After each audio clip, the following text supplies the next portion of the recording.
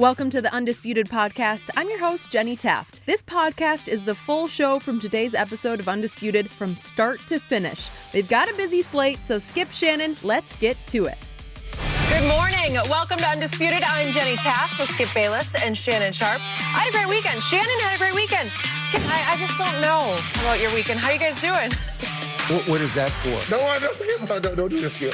Don't do this to me today. Let me have my van. What is it for? Wait, are we talking about LeBron James, or are we talking about Aaron Rodgers, or who are we talking about? We talking about everybody. Maybe it's in honor of Tom Brady. That's what we're doing. The GOAT, the real GOAT, not the phony GOAT. Hold on. Did Tampa re-sign Jameis? Because I could have sworn that was Jameis Winston throwing pigs left and right. Was that for? Wait, was that for the LeBron James that I watched play 7 minutes of the fourth quarter on, what was that, Saturday night? In a 30-point blowout, trying to stuff the stat sheet, trying to get to a triple-double that I predicted and he fell short of? That LeBron James? Well, phony GOAT? Maybe Kawhi should play 40 minutes in the second half and stop blowing these big leads. All I gotta say is, how about that referee last night in the Cowboy game? How about that referee? Don't do that.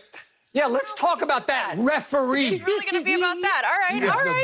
Okay, I'm going to break down exactly what happened with the Cowboys loss. Guys, we got a packed show. Here's what happened. The Cowboys missed on some late opportunities to tie up the game against the Rams last night.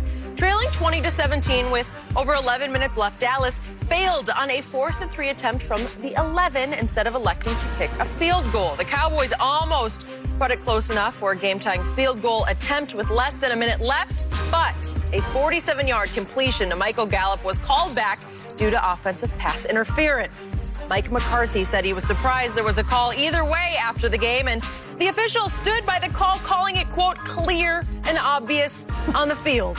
Shannon, no laughing right now. Did this cost the Cowboys the game? No. Normally, when you look at a ball game, before I go that, Skip, they can go ahead. If he stays for the rest of the season, Alden Smith is going to be comeback player of the year. Cam, Ben Roethlisberger, let it go. It's over. A guy that is away 5 years and playing like he's playing, and he's only going to get better. So that's going to be comeback player of the year. Skip, it was a foul. You cannot extend the arm back. And Jalen Ramsey did a great job of selling the call. You know, Skip, he put his hands up in there. He's like, oh, man, but he showed he extended his arm. But over the course of a ball game, Skip, calls average out. I just want to know one thing. Did Alden Smith hit Jared Goff in the head when he threw the interception? It's not a go back and forth, yada, yada, yada. It's a simple yes or a simple no. You can answer. Is it my turn to go now? No, Skip, just answer the question. Yes. Okay, thank you.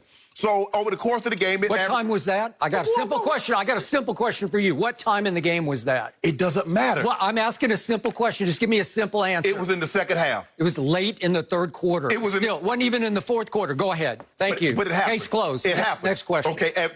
There are a few things that you can look at the stat sheet, and without watching the game, you look at it and you says, okay, were there any turnovers? The team that lost, did they have any turnovers? Because if you turn the ball over, you tend to lose, especially if you turn it over more than once.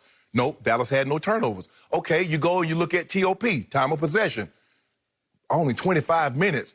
Now, the greatest indicator, Skip, what were you on third down? Your third down efficiency. And, Skip, what was Dallas on third down? 3 of 12. Okay, 33%. Yep. You plan on winning very many games with 33%? Can't.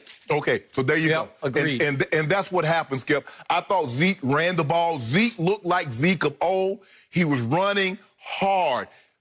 Did a great job of catching the ball out of the backfield. Your offensive line going to be a problem. You're right, tackle. You need to get that addressed. But, Skip, look, over the course of a ball game, calls will even out. They missed a call. I believe they got the call right. You can't say in a moment like that, because there are a lot of times you say in a moment like that, the game is on the line, you let the players decide it. Well, he did. Michael Gallup decided to extend his arm to get separation from Jalen Ramsey, and the official threw the flag. It's as simple as that. So it wasn't no official costing the game, because if the Cowboys are what you say they are, they should not even have been in this position with all that talent. Man, I ran out of food because I was serving up a buffet style of ale. Cowboys came by. The Bucs came by. The Clippers came by. The Dolphins came by. Out of food. So I'm out of food, Skip. I got to make up for all that lost revenue I had during quarantine. But y'all gonna put me back in business. You would have a restaurant that serves only losses because that's all you ever take on this show. So you're used to losses. What about I do? You take them here, you serve them there. Do I get my due? Yeah. Do I get my due? That's another topic, but that's the next topic. Yeah, I'm down to 42 cases up on you now. My turn. I will give you this much. My team did not play well enough on either side of the ball to deserve to win that game, to be in position to win that game. Okay. Especially in the second half, my offense didn't play remotely well enough, nor did my quarterback play remotely well enough to be in position to win that game. But with 20 seconds to go, my quarterback made one great throw, and Michael Gallup made one great break on a really good corner who is now the top-paid corner in all of professional football, Jalen Ramsey. Yeah. And he got a big step on him, and the throw was right on time and right on the money. Jalen Ramsey was beaten, and all they did was do your normal, predictable hand fighting. There was no clear-cut extension of Michael Gallup's right arm. He did not shove him back. But to Jalen Ramsey's credit, knowing he was beaten because he was smoked and he was going to be embarrassed on national Sunday night television on NBC, he sold it. He whiplashed his head back like he was in a car wreck. And he got away with it because the referee bought it. I don't know why. Maybe because he's looking, it's Jalen Ramsey. He can't be beaten that bad. He's the top-paid corner in football. I got to throw some yellow because he told me to throw yellow, and I subliminally reacted to throw yellow. There's nothing wrong with what either player was doing. They're doing what you can see on every other deep pass play in the National Football League. It's called hand fighting. There's no push-off. There's no full extension. You are beaten. In fact, Michael Gallup didn't even need to hand fight with him because he had him by one big, long stride. Right.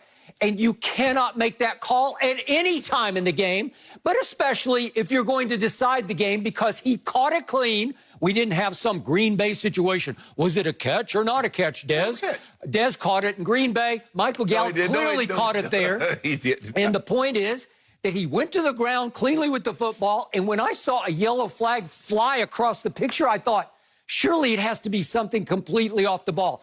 Nope. Surely maybe CeeDee Lamb was being held in the middle of the field and the Dallas Cowboys would just decline the penalty. But no, wait a second. It's on that play? Yes. You're kidding me. No. Because at the very worst, that would almost certainly give you overtime because you got the Rams kicker of old. You got Greg the Leg Zuerlein. By the way, Greg the Leg had sort of christened himself as a Cowboy, the way most Cowboy kickers do. He had missed a 53-yard field goal that for him is like an extra point. Yeah. With the leg that he's got, and he missed it way wide right. And the point is, your point about, okay, did Aldon Smith rake his hand across Jared Goff's face, whatever it is, shield, I guess he had on? Yes, he did. Should that have been an interception? No, it should not have been. The Cowboys cashed in with a field goal off that. Yeah. But they had missed a field goal earlier from 53 chip shot yards away. Right. And the point is, those things cancel themselves out. But in the end, is it fair to say that a bogus referee flag cost the Cowboys a chance to at least get to overtime? I don't know. Maybe they would have scored. They had 20 seconds left. Really? Who knows? They might have scored. But where are you going to hold Mike McCarthy culpable for going for it on fourth down and not taking the field goal? That's a whole nother issue if you want to get into that. But I think you just agreed with me. No. It should not have been a flag. I did not agree with you. I told you from the beginning it was a flag. He extended. I didn't agree with you. Well, I think everybody's agreeing with me, so you lose on that. It don't matter who's that. Your 5 followers on Twitter, those are the ones that's agreeing with you? 3 million and 5. Oh, those. Okay. Skip. How many do you have? 4. I ain't got but like a meal. But here, let me ask you this, Skip. You took the L. The guy extended when he didn't have to. You said he didn't have to do it. Okay, let's go back to 11:46 left in the game. Okay. There's still a whole lot of ball game left. And the Cowboys have it 3rd and 6 down at the 14-yard line. Correct. And they are on a roll. They are starting to cook. They finally found some rhythm on offense. Okay. And CeeDee Lamb had just run back a punt for 20 yards that just brought the sideline up alive. Really? And Mike McCarthy is going with the flow, going with the momentum. I have no problem with going for it on 4th down, but I have a huge problem with the play that got called on 3rd down. Here we go again. It was Minnesota last year on Sunday night, all over again. Dak's starting to warm up. You have 3 potential 1,000-yard receivers out, split out. You got Zeke, who's caught 3 for 31 and 1 for a touchdown. And all of a sudden, you run like a draw action play to Zeke, trying to fool him, trying to trick him, that maybe he can hit up into an emptier box, and maybe he can find something that will gash them for 7 yards. He got 3, predictably, and all of a sudden you're stuck. And now it's 4th and 3. And I think they had already decided we're going to go. We're going to run this play and that play. Skip, I tweeted it. Okay. I tweeted that was a I'm going for it on 4th down call. Whatever. They had already planned to do it. Yes. Okay, so they run shallow crosses, everybody cutting across, and a rookie playing in his first game is going to be, I think he was primary on this play. I'm not sure about it, but it looked like he was there's supposed to be a pick play run for him. And by the way, I lost my tight end last night, Blake Jarwin. I used to call him Shannon Jarwin last night because I thought he was going to have a big breakout year. I'm not saying he'd be a Pro Bowler. I thought he was going to become a force in this attack. He knows how to run those pick plays better than Dalton Schultz does, his backup. And Blake Jarwin is now probably gone for the season with an ACL rupture on a play that was just weird where it was non-contact. He just planted it. He just planted and it went. It just exploded. It's almost like an Achilles injury. Okay, so now CeeDee Lamb, my guy, runs a shallow cross, and the point of this play is you don't have to run your shallow cross 3 yards deep. You're going to run for the first down because he is the best run-after-catch receiver that they have. And the throw from Dak was a touch low and a touch late. And that kid, Jordan Fuller, who's a 6th-round pick from the Ohio State, who was first-team All-Big Ten safety last year, he breaks on the ball like a madman, like a demon, and just CeeDee had to slow just a touch, and he wasn't ready, and he just gets nailed from behind. And I say advantage Rams. I say that was just a great defensive tackle. He did a great job, Skip, because he didn't get caught up in the wash. He gave himself enough room to stand back to see it play out. And once he saw him on the shallow, he knows he's going, once he takes off inside, he knows shallow cross. So he drives on the ball. So the only thing that Shades could have done is keep pushing up, keep fighting to make him bubble even more. You want the guy to bubble even more. Yep. But once he didn't make him bubble, he was dead to right. He was dead. He just nailed him. He did. And CeeDee didn't even see him coming, and he wrapped him so hard, so low around the knees, you know, where you're dead to rights. And you can argue, well, that's ball game, except there were still 11 minutes and 46 seconds left. So here's my problem with my team. Here we go again. Last year, my team was 1-7 in one-score games. Yes. Some of them were a little bit misleading because they would rally furiously and get it back to a one-score game, but they didn't really have a chance. But you know and I know what happened at New Orleans last year. Remember 12-10? Yep. Remember what happened at the Jets, 24-22? I just brought up the Minnesota game, 28-24, when they went from Dak to giving it to Zeke. And New England was 13-9. And I'm going to throw out the Chicago one. It was 31-24, but they were way behind. But Philly was 17-9. Right. My point is, here we go again. 1-7 last year, and this is your opportunity to go win your opener. So guess what? Dak was 15 of 18 in the first half for 187 yards. That's hot, man. And at halftime, I was tweeting like, "This is such a joy to watch." Goes Amari, Gallup, CeeDee, Amari, Gallup, and Zeke, and it looks like, here we go again. This looks like this could be the most explosive offense in football. In the second half, Dak Prescott went 10 of 21 for a grand total of 79 yards. And to your point, in the second half, they went 1 for 8 on 3rd down. How are you going to win a road game when your quarterback throws for 79 and you go 1 for 8 on 3rd down? I thought they should have run the ball more, Skip. They were 27 for $136. They were averaging 5 yards a clip. what was Tony Pollard? Tony Pollard was doing a great job of running the ball. Even he used to be Mike Pollard, but now he's Tony. He won your respect enough to become Tony. Even Dak was getting out of harm's way. He was. Getting first down, Skip. But I think the thing what the Cowboys wanted to do, the Cowboys wanted to show, because the problem that you had with Jason is that you didn't feel he was aggressive enough. And he didn't take the chances that sometimes your team, you got to show you have confidence in your team by going for it. Mike McCarthy tried to show that I have confidence in my team. Especially, and he's a momentum guy. Right. What's his favorite word? It's all about tempo. Right. Well, they got their tempo up hot. Right. Where it's starting to click. The RPM has risen. And he's like, okay, let's go 2 plays and see if we can get 6 yards in 2 plays. And we'll call them. We'll have them ready to go. Right. Boom, boom. Let's go tempo right back to the line of scrimmage for 4th down. And they still didn't get quite quickly back to the line of scrimmage because they let the Rams sub. Give the Cowboys credit defensively, because the Rams would have blown this up. They settled for field goals. Guy missed a PAT. Okay, that's it. But the Rams were dealing. The Rams were going really, Skip, up and down the field. And then the Cowboys would bow their backs and keep them out of the end zone and make them settle for field goals. So their defense gave them an opportunity, gave Dak and his offense an opportunity to get on track and get back. Because think about it, Skip. At the what? It was 14-13. The Cowboys were up going into halftime after as poorly as they had played the first half, because the Cowboys' defense had done a great job of keeping the Rams' offense out of the football field. But, Skip, there's a guy that plays for the other team. And you say, well, when I watch him, I don't ever see him pop. He never jumps off the TV. Guess what? In 5 games against my team, he finally got his first sack. And it was a coverage sack in which Dak couldn't find anybody, and he waited, and finally Aaron Donald got loose and sacked him. Way to go. Can we run a little bit of that tape? I want to show Skip, the guy that Skip said that, you know, he don't pop for me. Watch this, Skip. Look at this.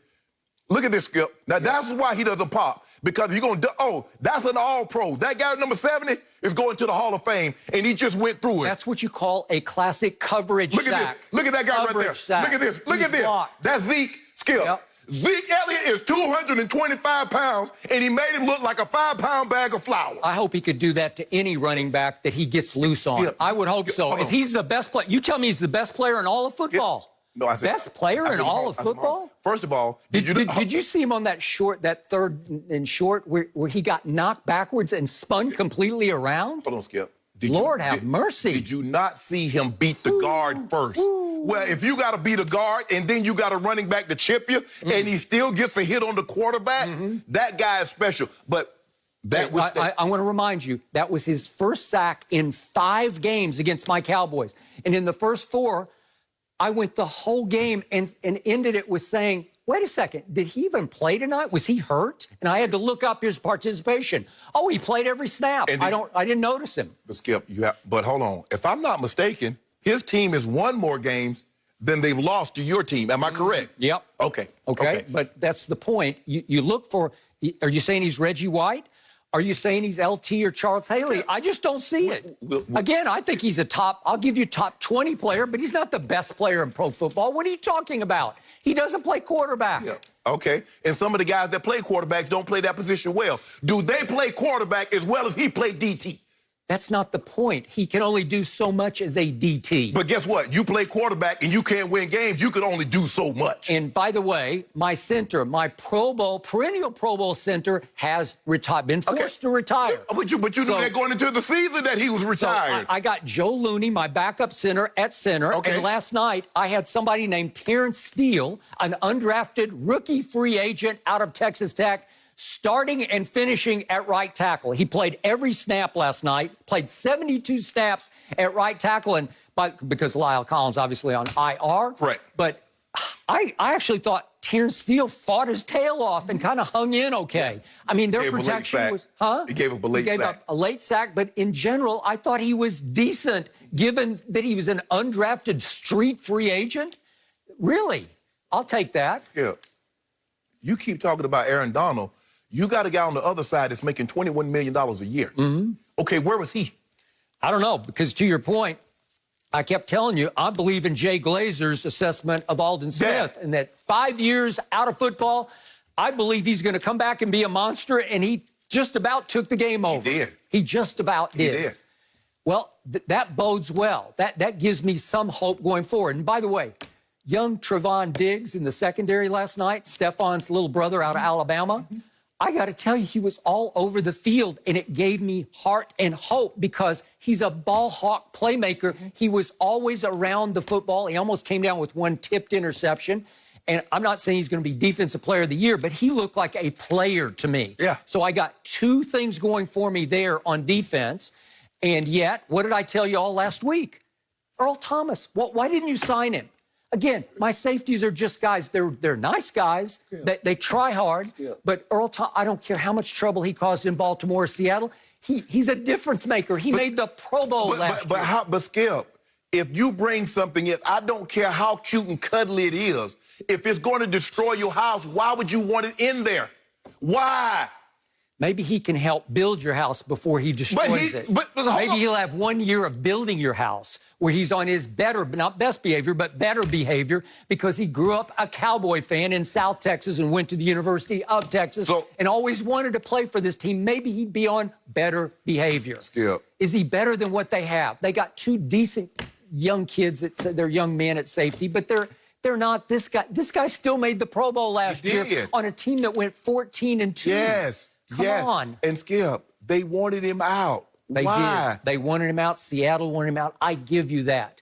But you want him in your young locker room? Yeah, because he would scare you if he were in my locker room. Well, you know he would. He would scare Jerry. Yeah. But Skip, at the end of the day, you can't put this on that call. You had opportunities. It was the 3 of 12. It's the 1 of... Skip, we didn't even bring up 4th down. You were 1 of 3 on 4th downs. Mm-hmm. And you only had the ball for 24 and a half minutes. Yep. So who do you expect to beat having the ball 24 and a half minutes, going 3 of 12 on 3rd down, 1 of 3 on 4th downs with no splash play? The Rams ran for 153 yards. That's why that time of possession is 36-24. Skip, you guys ran for $136. Okay, but not what the Rams did. Well, here's the thing. When you have the ball, if you stop throwing it on every down and stop thinking you run it, you got Pat Mahomes. Well, my Pat Mahomes threw for 79 yards in the second half. It's not good enough. But it should have been one 45-yard bomb to Michael Gallup, overtime at the worst. He extended the arm. He did not extend the arm. Skip, you saw it. It's just hand fighting. There's no extension. What did Tony Corrente say? What did he say? What do you expect him to say? We blew it? No. He said it was clear and obvious. Boy, I miss those pass interference reviews that you get to those challenges. What? Because I would have won that one. You wasn't going I would have won that one. They overturned out of like 50. They overturned like 5. I got it. But I would have won that one because it was a game decider.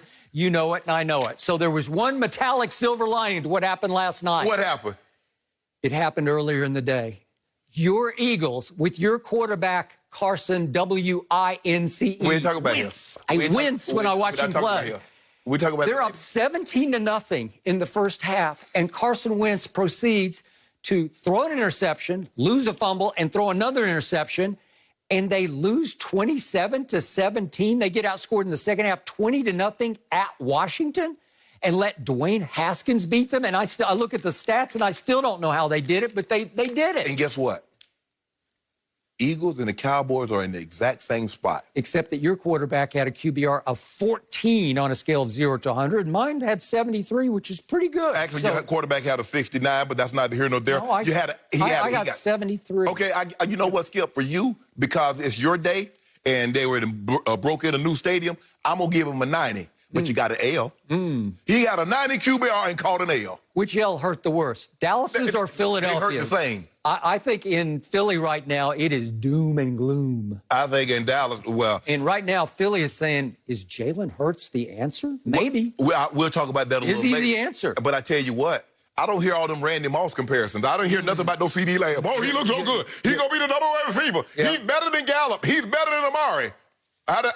What happened? Did you see that punt return, 20 yards? It ignited them. Oh, so is he going to be... And by the way, you were the only one who said he was Randy Moss. No. I didn't say that. No. You said that. CD Lamb changed fortune. Yep. That's why Dak Prescott is an MVP candidate. The Cowboys going to the Super Bowl. I did not say that. I did not say that. You're putting words in my mouth as usual. Sorry. I'll tell you what I did put. Yep. I put an L in the other column. All I know put is an L in that column. I feel much better about the Cowboys winning the NFC East now, and we have 5 cases on that. Thank you very much. Okay. Really? Who would have thought, though, after our first week, that Washington would be the one team in the NFC East with that win? So that is kind of interesting. I don't even know the name. The football team is in first place in the NFL. No mercy. So Tom Brady's Buccaneers debut didn't go as well as the 43-year-old QB would have liked. Brady had 2 touchdowns and nearly 250 passing yards, but he also had a pair of costly interceptions that included a pick-6 in the 3rd quarter. Brady did rush for the game's first touchdown, but Tampa would still lose this one, 34-23. Still so weird to not see him in a Pats uniform. Shannon, should the Bucs be encouraged or discouraged by what they saw from Tom Brady? I don't know what they should be. They should think they got Jameis Winston, because everybody told me the reason why they moved on from Jameis was because he turned it over entirely too much. And Tom Brady would take care of the football. And lo and behold, he's continuing a streak. Skip, did you know this was the 3rd straight game in which he's given the team 6 points? Oh, I keep telling you. Now, I read on Friday, Jason Light, the general manager of Tampa, says Tom Brady's arms look stronger this year than it did last year. But, Jenny, this was the same guy that said there was nothing wrong with Tom Brady. Jenny's not here to help you. She's I am here. She's like I'm looking at my camera. Why you keep interrupting me? I'm a part of this. Why are you interrupting me? You're talking to Jenny. She's not there. I'm talking to everybody. I didn't want him to hear. I am here. Jason Light said on Friday that Tom Brady's arm looks stronger this year than last. Correct. But he also said earlier this year that Tom Brady's arm looked as strong as ever on tape. Now, was he lying then or is he lying now? Neither. I can't tell. Because not only did he give a pick 6, it was first of all, it was behind him. He does not have that kind of arm strength to stand on one hash and throw it clearly across the field. He can't do that on a consistent basis Did anymore. he ever have that kind of arm strength? I don't know about ever. I'm talking about right now. Thank you. Appreciate it. And I would really appreciate it if you stop interrupting me. There's a reason why. I don't know if you look at, say the police or military, there's a reason why they don't have St. Bernards on the K-9 force or the attack force. Because that's not what they do. Tom Brady, if you're not going to push Godwin, if you're not going to push Mike Evans down the field, he's of no use to you. Really? Because if I'm playing them, I'm looking for everything quick, and because the offensive line isn't that good. I kept telling you the offensive line isn't that good. I never said it was great. Well, it's not even good. I said good. I didn't say great. I said good. Okay. But anyway, that's neither here nor there. Skip, your guy looked bad. Now, out of 28 quarterbacks, he was 23rd. Can you, with a 33 QBR, is that good? 35. All right. Get it right. You could add, you know what? What was Jimmy Garoppolo's QBR? The man Belichick wanted to go forward with. See? 35. You see what you did? Yep. You see, every time someone starts talking about your guy and what your guy do, you punt and talk about, just like we was talking about Dak, and then who you bring up, Carson Wentz. We're going to talk about him. I'm talking about Tom Brady. They're division rivals. Whoa. We're going to talk about Carson Wentz in a later segment. Can we wait until that segment? I don't think we are, actually. Go ahead. We might not. I think we left it out just for you. Okay, I appreciate that. Yes. We're talking about Tom Brady and the mistakes that he's making, just like Jameis. And what I love about old Bruce Arians, that's one thing about Bruce Arians. Bruce Arians said one was a miscommunication between he and Mike Evans. He thought Mike was going to go down the middle. It was a different coverage. Mike read it right. Said that. Tom Brady read it wrong. That's what he said. Now, I've been trying to tell people, I said, guys, it's going to take some time. You got to realize he had no OTAs, he had no mini camps, and basically, that's Tom Brady. Oh, forgive me. I just happen to play 14 years. If you think someone is going to have a system that's been in place for 20 years and is frontwards and backwards to him, and he's just going to go pick it up, it's not happening. And then again, it was a different Mike read it right. He should have been across the plate, but that's neither here nor there. On the other one was a screen pass, and it was an outlet call. He threw the outlet, pick 6, bad decision. Something that he never got from Bill Belichick, at least publicly. BA is a different animal. We're going to see, because we know this is one thing we do know about Tom Brady. He got onion skin. It's thin. It's thin. Really? And BA has no problem calling his butt out. That pick. Wait, you said Tom Brady has onion skin? Thin skin. What did he endure for 19 years from Bill Belichick? Thin. That's why he went upstairs. He went upstairs to Mr. Kraft and told Mr. Kraft, Coach Belichick tried to trade. But I'm not getting that. Stop trying to get that. Wait. In film sessions with John Elway, did the head coach, any of the head coaches you played for with John Elway, did they ever blast him in a film session? No. Skip. That's all Belichick ever did to Brady. Skip. Thin skin? Skip. Can I finish? Can I finish? Let me finish. I need to go. Skip, I'm going to give you a turn. Before. Also, Tom is getting an opportunity to see. You see all those penalties that they were getting? Mm-hmm. See? Yeah. That's going to drive him crazy. You finally got one right. I agree. Skip. I agree. Old noodle arm over there. Old noodle arm. So, how many cases would you like to bet that Brady doesn't have 35 turnovers this year? No. We already got 5 cases. They're not winning the division. We already got that bet. Well, we got 5 cases, New England versus Tampa. Yeah, and right? we got cases they're not winning the division, which they're not. Okay. I feel more strongly than ever on that one. Okay, so I got to get this completely clear from your side of the table. Okay, I want to make it abundantly clear. Did you just say that Tom Brady is washed up and over the hill? What you mean over the hill? Tom, first. I just need you on record. I need to get it because we're only on week 1. Remember, we got 15 more games to go. Tom Brady, I'm going to say it like this. Tom Brady ain't playing 3 more years. Okay. So is he washed up and over the hill? He's fine. What did you see yesterday, Mr. Hall of Fame? I saw a guy that can no longer consistently make throws outside the numbers. Okay. If I'm playing Tom Brady, I'm playing the quick game, and I'm looking for verts because he's looking over the top. But the balls from hash to outside, that ain't happening. Okay, it is now finally, fittingly, my turn. And I want to send a message to you, the leader of all the Brady haters out there. You better enjoy it while it lasts. You better just spew all the hate you can because you're not going to get to spew much more the rest of the year. Okay. It's going to end now. Here's the biggest takeaway from yesterday. While the New England Patriots were playing the easiest game on their schedule first, Tom Brady and his new team, the Buccaneers, were playing by far their hardest game first. And to the point that you made, a very fair and objective point, there were no OTAs. They were all virtual. There were no preseason games for a Tom Brady who spent 19 years in one system, dramatically and radically changed to another one. Bruce Arians, Tom Moore, called by Byron Leftwich, with Clyde Christensen as a new quarterback coach. This is all new.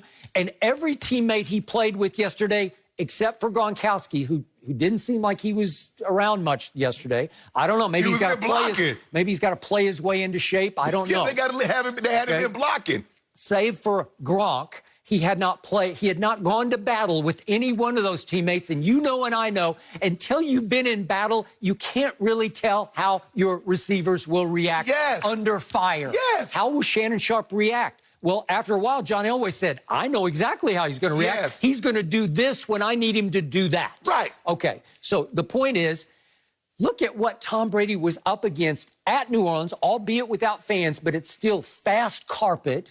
They play fast on defense. Will he be up against a better defense all year than the one that he faced in a raw opener with no preseason? Will he be up against a better unit? I don't think so. If you can find one on the schedule, be my guest, because I want to explain to everybody, look at the secondary he was up against yesterday. The secondary is outstanding. Okay, let's just let's bring some perspective to this. Marshawn Lattimore was drafted 11th overall out of Ohio State and now has made 2 Pro Bowls and was the Defensive Rookie of the Year. Correct. Just for the record. Janoris Jenkins, what do you say about Jack Rabbit? Jack Rabbit. Hey, old Jack Rabbit. What did he used to do to Des Bryant? He used to put the cuffs on him. Did he not just lock him up? That's what you always... Yep. And is he the ultimate cluer? Will he not sniff it, smell it, and break on it? He plays downhill. You better double move. He plays downhill. You better be careful about those no-look flat passes on an option route where it's just the escape valve. Right. You know, it was a screen pass was called, and Tom took one look at the screen and said, No, I don't love that. And he basically threw a no-look to the kid Justin Watson, who's like the 5th receiver on the depth chart, who happened to be in there, and Jackrabbit sniffed it and jumped it and housed it. Yeah, but he was late with the ball, though. Okay. Yeah. All right, but he barely even looked over there, and you can't do that at that point unless you have a receiver you trust will fight for the ball, come back for the ball. Maybe if it's somebody you'd played with forever, maybe if it's Edelman, you think Edelman will come back and fight for the ball. You can't do that. It's just a bad idea, and it got housed. So now let's go down the list here. How about Malcolm Jenkins? Can he play? Well, he was the 14th overall pick out of Ohio State, first-round pick. And he's made 3 Pro Bowls with 2 rings. That's pretty good, right? And how about that kid, Marcus Williams? I know he was the victim of the Minnesota Miracle when he took a bad angle, but still, he is regarded as a player. He was a second-round pick. So Janoris was a second-round pick. So you have 2 mid-first-round picks and 2 second-round picks in the secondary. Is that good? Yeah, they're good. And how about the pass rush? Is Cam Jordan any good? Yeah. Is Marcus Davenport any good? Davenport didn't play yesterday, but but I'm just saying, do they have pass rushers? Oh yeah, they're gonna Do they have Demario Davis? Yep. He was flying around, and they had 4 or 5 other guys that I didn't even know who they were. They were all flying because there's a rookie right tackle, Tristan Wirfs, who I think is going to be really good, but he was a rookie thrown into the fire. He's going to take them lumps He's this year. He's taking lumps. And Donovan Smith almost opted out for COVID reasons, family reasons, young child reasons. We get that. But at the last second, he said, no, I'm in. And he looked like he was mentally out yesterday. He just didn't look like he was all there. So was that a hard game to play? Sure, it was a hard game. Yeah. Should you give him some pass on how he played? Nope. Yeah, you ought to give him some pass. Nope. So go. Now, let's get to the noodle armor who was Tom Brady. Could we see some of the plays, some of the throws that he did make yesterday that Shannon Sharpe gave him no credit for? Because the first one I saw was a pretty good throw to Chris Godwin. I just thought it was just a thing of beauty. This is vintage Tom Brady. Tell me that's not, again, it's not a gunshot, but was that not on target? Yeah.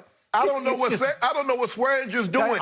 He's on his outside shoulder. Okay, he can't let him get outside. Did he not drop it down the chimney? And here we go again. This one's to Mike Evans. Was that not a good throw? That was kind of down the field to me, right? Kind of down the field. Was that not on target? That's a pass interference. Skip, what did I tell you? Okay. I just told you 2 things. If I'm playing them, I'm playing quick games and I'm playing bursts. Here we go again. Here's a bomb again to Mike Evans. Was that not on target? That's the same one. That's a deep ball. No, it's not. This is another one. It's later. That's in the 3rd quarter. That's the next one. Nope. It's a different one. Here we go again. Here we go again. This is to, ooh, boy, that was a good back foot throw. You got to trick him? You got to trick him? Is that not a sweet back foot throw right on the money? It ain't over Aaron Rodgers and Mahomes boys, but okay. To Chris Godwin. Here we go again. Tell me this isn't, you know who this is. Wait a second. It's little Scotty Miller. And it's pass interference again. No. Another deep ball right on the money. Did it not come right down the chimney and hit him right? It's a thing of beauty. That's Noodle Arm, old Tom Noodle Arm. Here we go again. This time it is to, that's to O.J. Howard. That was a rifle shot. This one got challenged, and it was good. It was a catch. Here we go again. Guess who? This is a long pass. I think that's little Scotty Miller. I raved about him all through the preseason, all through the offseason. Look at this. Tell me that's not on target. Was that not a sweet throw from the GOAT? And here we go. That's a rifle shot to Chris Godwin. That was 4th and 7 on that play. Did that not have some mustard on it? It's wobbling. Woo, no, that had some mustard on it. I saw some wobble. I saw some gunshot on that one. That's what happened yesterday. The GOAT was in all his glory. Skip, you told me. I tried to tell you. I said it's going to take some time. You said GOAT. So since you want to throw, you want to show some. Hey, DJ, can you play the track that I requested? I got a couple of beats. I can draw a couple of beats. Okay. You know, okay, this is your guy. Yeah. What's that? Okay, well, that's the interception where Mike Evans just stopped. He should have stopped. He read it right. Okay. He should have stopped. Okay, well, they're on different pages. What about this and Mike Evans probably shouldn't have played with a pulled hamstring. How's that one? Well, again, we just talked about it. It's just Tom Brady threw a no-look outlet pass, a valve What's pass. that one? That's not a bad pass. That's when you just throw where they can't pick it. No.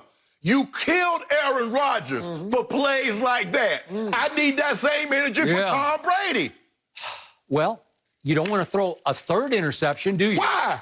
Yeah, what was the quote we saw in the offseason from anonymous GM? That nobody throws better uninterceptable passes than Tom Brady regularly throws. Hold on. First of all, Aaron Rodgers got the greatest touchdown to interception ratio in the history of the game, and it's not even close. And we're talking about a guy. No, my thing is, I'm asking you, because when Aaron Rodgers throws it, so because he doesn't want to get it intercepted or have negative plays, you're talking about all he's trying to do is keep his completion percentage and his touchdown interception, his INT rate low.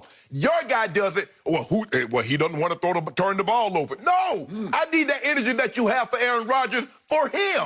No quarterback had a higher degree of difficulty yesterday than the GOAT had at New Orleans. Skip, at New Orleans. You told me GOATs do not have a degree of difficulty, because that's what you told me. You told me if LeBron James is what I think he is, he's got to overcome that. If Tom Brady is what you said he is, why didn't he overcome that? He's the GOAT. In game number 1 of this year's Lakers season against the Clippers, the GOAT scored 2 points in the fourth quarter and they blew a lead. Your guy... That was game number 1. This is game number 1. And your guy threw a pick-six interception, another horrible interception, threw the ball away on numerous occasions, and had a 33 QBR. The GOAT did that yesterday. He also threw for 239 in this game, and Drew Brees totaled 160 yards passing. Yeah. Wow. Your guy, hold on. Your guy threw for how many? How many? 39. On 36 attempts? Yeah.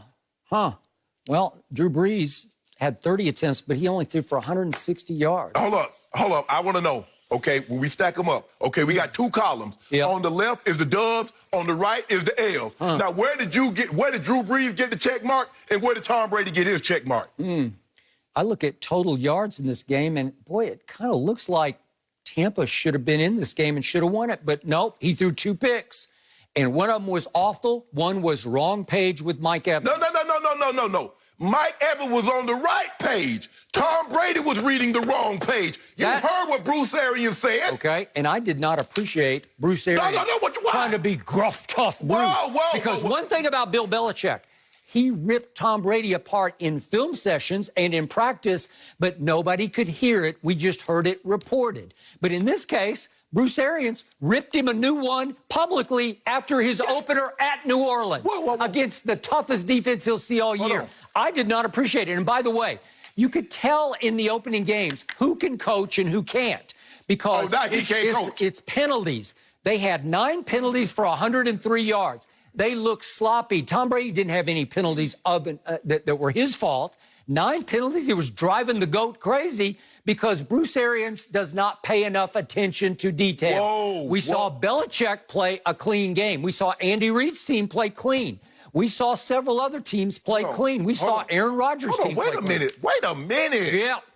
Is this the same Skip Bayless that said Tom Brady, and he said it, he's never had an offensive-minded head coach? He's going with B.A. He's going with Tom Moore. He has Byron Leftwich calling the plays. Now, all of a sudden, you criticize him. You had no problem. You better coach the rest of the football team. If you're the head coach, you better have your team ready to play. They were not ready to play. Coach Belichick, you had no problems when B.A. every week called out Jameis Winston. You never said he shouldn't have done that. Now he calls his butt out. You got a problem with it. Coach Belichick had no problem with it.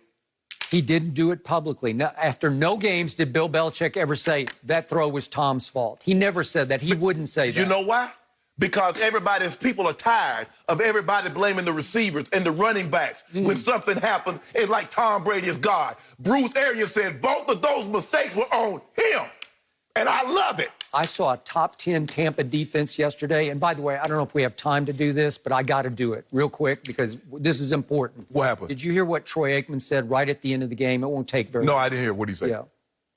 You know I didn't. I'm still bullish on the Tampa Bay Buccaneers. I mean, I really am. And I would not be surprised at all if this is the NFC Championship game. There's nothing to hang your head about coming out and not playing better. A lot to work on, like I said, but I still believe in Tom Brady. I still believe in Bruce Arians. This defense played really well, and I think they have the pieces to be an awfully good football team. Amen. The question is, Skip, are you going to ask Tom Brady behind that offensive line to throw it between 35 and 45 times while still in practice asking him to throw it 40 times a day. That's the question. Can that arm hold up with that kind of duress? I want to see more Leonard Fournette instead of Rojo, as they call Ronald Jones, because Fournette is better. Because that's going to Skip. That's going to be the telltale. You're right. They're going to need to run the football more. Well, everybody does. And speaking of running the football, how about them Patriots? I was thinking it's only appropriate that we do talk about Tom Brady's replacement, because yesterday he really did do plenty of running, something that Tom didn't do a lot of. Cam Newton and the Patriots got their season kicked off with a win over the Dolphins yesterday. Cam only had 155 passing yards with no TDs through the air, but the former MVP did find the end zone twice on the ground and also racked up 75 yards rushing, as the Patriots would finish with the 21-11 win. So, Shannon, will Cam make the Patriots a playoff team? Well, I believe they're going to win the division, although Buffalo did look good yesterday, Skip. I believe it's going to, obviously, it's a two-team race in that division, and I believe I trust Coach Belichick a lot more than I trust Sean McDermott, and I trust Cam more than I trust Josh Allen, although I will say this. Buffalo really looked good on both sides of the football, but I don't know what I should take from that, Skip. They were playing the Jets, and the Jets are terribly coached, and they don't have very good players, especially enough good players. So I don't really know what to take from that, but I thought Cam played well. Cam had kind of like a stat line of what we both thought. We thought he'd have somewhere between 50, 60-yard rushing. I think I said 250 passing. I think you said 240 passing. I said 250. You had 250. Yeah. I had 250 passing and 50 rushing. He had 75 rushing and about 170 passing. But what you're seeing, Skip, is that they're going to take advantage of what Cam does, what Cam possessed that Tom Brady didn't. And that's his athleticism. You see, they called a lot of design runs. They put him on the move a lot and to take advantage of his ability to run the football. And I thought they did a great job. They made a concerted effort, Skip. We're running the football today. We're not going to just let you tee off Miami. We know what you want to do. You got those two guys on the back end. You want to play man coverage and come get us. We're not going to let you do it. We're going to see if you got your double chin straps and you got your big pads on, because we're coming at you. 42 attempts, 217 yards, 5.2 yards a carry. Skip, why I'm going to throw it? If I'm getting 4, 5, 6 yards a carry, why I need to throw it? I'm going to make you stop that. And then if you can stop that, I might do something else. And Coach Belichick says, well, Brian Flores, doesn't seem like you're doing a good job of stopping the run. Run it again, Cam. Hey, Josh, call another run. Call another run. And they call runs to the tune of 42 different times, Skip. And so that might be their formula. A lot of different guys carried the football, mainly Cam, 15 carries, 75 yards. But Sonny Michel carried it, Burkhead carried it, Taylor, Edelman, James White. And that's what they're going to do, Skip. They're going to get a lot of guys involved. I don't know if we're going to see Cam. There might be a game where they say, we refuse to let you run the ball. We're going to put the ball in Cam Newton's hand, and we're going to force you to throw it, Coach Belichick. And then we're going to see, can they adjust? But if you can't stop the run, Coach Belichick, Skip, you know what he is. He doesn't have an offense. He has an offense that will attack what you don't do very well. If you can't stop the run, expect to run. If you can't rush the passer or you got terrible guys on the back end, expect him to throw the football. But I thought the game plan was perfect for what they needed, and Cam played unbelievable. Cam had a QBR of 84. Is 84 good? Yeah. If somebody have 84, they'll probably be number one in the NFL. If he had that every week, he'll hit number one with QBR. So I thought Cam did everything really well yesterday. You think he'll finish? He had 80, actually, 80. Man, I got 84. Stop trying to correct that stat. 80. I got 80. It was better than that 33 you know who had. 35. Let me ask you this. Yes. Next Sunday night at Seattle, what do you think the Seahawks are going to do to Cam Newton? What do you think their philosophy, what will be their motto? Keep him in the pocket. Yes. Make him beat us with his arm and lack of receivers. They're the same receivers Tom didn't have last year. And Julian started the game up just like he left off last year, dropping it. Hold on. He just couldn't hold on. It wasn't like a clear drop, but he got a hand up in there and he just didn't hold on to the football. And he did okay thereafter, but Cam Newton just took the whole game over. But I'm going to remind you again, I still think that was the easiest game they will have on their schedule. You're probably right. And I'm going to remind you again, the weather was perfect yesterday, which is weird because you would think in perfect weather they would throw it a little bit more, but he threw it only 19 times. And would you believe they ran 42 times, which is 23 more times they ran it than they passed it. Do you know how far back in New England history you have to go to find the last time it was 23 plus on the run side over the pass side. Probably Tom Brady 0-1-0-2. No, it's not that far. It was just a weird game. It was week 5 of 2012, so this was 8 years ago, and it was Peyton at Brady in the rain. Okay, so it's raining. That explains, it's chilly. It's 54 degrees, but it's raining. Patriots won 31-21, but in that game, Tom threw it 31 times, still pretty good, but they were able to run it 54 times, and they won the time of possession 36-24, effectively keeping Peyton, so to speak, off the field. So they won by 10, but he still threw it 31 times, but 54 rushes was a lot. So that's the last time you can go to more than 23 discrepancy between run and pass. So this was in perfect weather, and they just said, Cam, you do it. And Cam did it, but I got one question for you, and I'm going to knock on wood before I ask this question.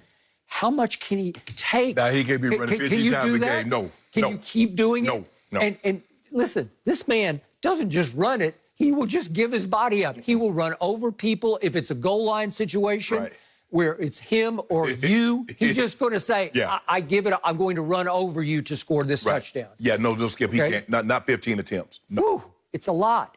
But they were really good with him running the ball. It was by far their best weapon yesterday was Cam throwing it occasionally and running it a lot. Well, he was the only weapon. Okay? He was their only weapon. Okay? Defensively, they looked a little better than I thought they would. But what do you always say about Ryan Fitzpatrick? He comes and he goes. Yeah. 1 year, he'll have a hot stretch. They went 5-4 in their last 9 games, and he threw for 320 at Foxborough in the final game and beat them with a QBR of 91. And then yesterday, what happened? He turned to Ryan Fitzpatrick. Yeah, he turned back 20 of 30, 191, and 3 INTs. And the reason he killed me was we did have a case of do bet on this, but you gave me the spread, which was 6.5. So what happened? They get to 3rd and 6 at the 10-yard line late in the game. It's 1:28 left, and here it is. And Ryan Fitzpatrick tries to force it to Gesicki, and it flies over his shoulder and the DB shoulder for an interception, forcing to his tight end who won the game with the late touchdown catch last time, and it's close to face guarding, but I'm going to give you good defense on that. Yeah. That was just good defense, and the trail corner picked it off. And do you realize if that falls incomplete, it's going to be a field goal because then they'll just try for the onside, right? And if they kick the field goal there, I cut with the 6.5, you lose, okay? But that's why I don't bet. I used to bet back in my college days, but I bet you cases of Diet Dew because I can deal with that. That's not going to cost me my livelihood, right? But that's why it would have been your basic backdoor cover, you'd say. But I thought they had it in the bag. No, I won, Skip. Yeah. The game was only you lost 21-11. If he even kicked the field goal, I still won by 7. I had 6.5. Yeah, I still would have won by 7.